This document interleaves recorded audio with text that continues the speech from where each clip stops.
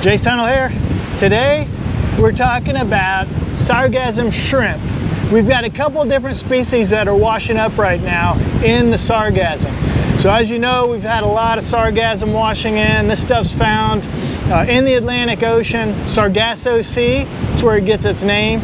And then it gets in the ocean currents with the right weather conditions and nutrients, this stuff blooms. And then we get it washed up on our shore when we get these onshore winds and the currents are right. And so that's what's happening right now. I've done videos before on the crabs that live in there. There's several different fish species that are living in here. But today I wanted to talk to you about the shrimp, because that is by far the majority of what you're going to find. So if you come out to the beach and you grab a piece of fresh sargassum that's still in the water but about to wash up, grab it and then shake it out. And I like to take a bucket with me to be able to shake it out in, so I make sure that I get everything that falls out of there. And what you'll see is mainly shrimp.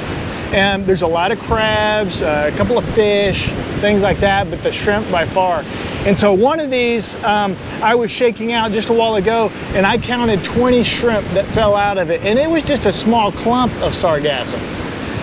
Some other things that are in here are nudibranchs. You can see those floating around there, and I do have some close-up shots I'll put in here. Pipefish, frogfish, which is like an angler fish. It is an angler fish. It's got something that comes off of the roof of its mouth that it can dangle out there called the isca, and it attracts like shrimp and fish that want to eat that isca, and then it like ambushes them and feeds on them. But these shrimp are found in all different sizes. You can see there's a bunch of little bitty ones in here. I mean, a close-up shot here, these things are just swimming all over the place like crazy. Then you also find some, they don't get that big, you know, maybe a couple of inches in size, but they mimic the sargassum exactly. So they're very hard to see. They're camouflaged in there. And so they'll get up on a leaf, and it's hard to tell what the leaf is versus the shrimp because it looks so much like it. Now you might be thinking, man, how, you know, all these waves we have, why don't the shrimp fall off of there, you know? Well, they actually have chemical cues, so it can be pitch black nighttime.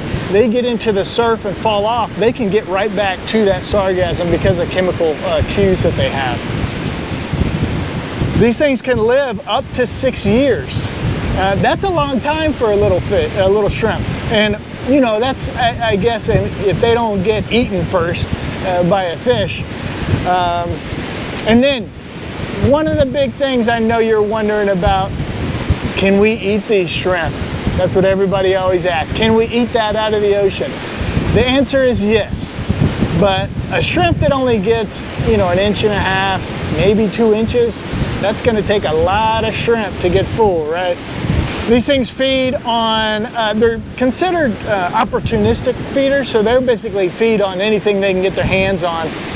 They're omnivorous, so they're eating both vegetation, the sargassum itself, biofilm that grows on the sargassum, algae, even like fish food that's out there.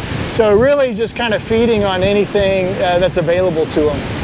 There's actually not a lot known about these sargassum shrimp, and so, you know, if any of you students out there would like a research project on you know, shrimp living in the sargassum, there you go. Okay, time to go let all my little buddies go so they can live another day. Woo! Okay, that's it for this episode of Beachcombing. Go grab your bucket and go shake out some sargassum, see what you find. We'll see you on the next one. Bye.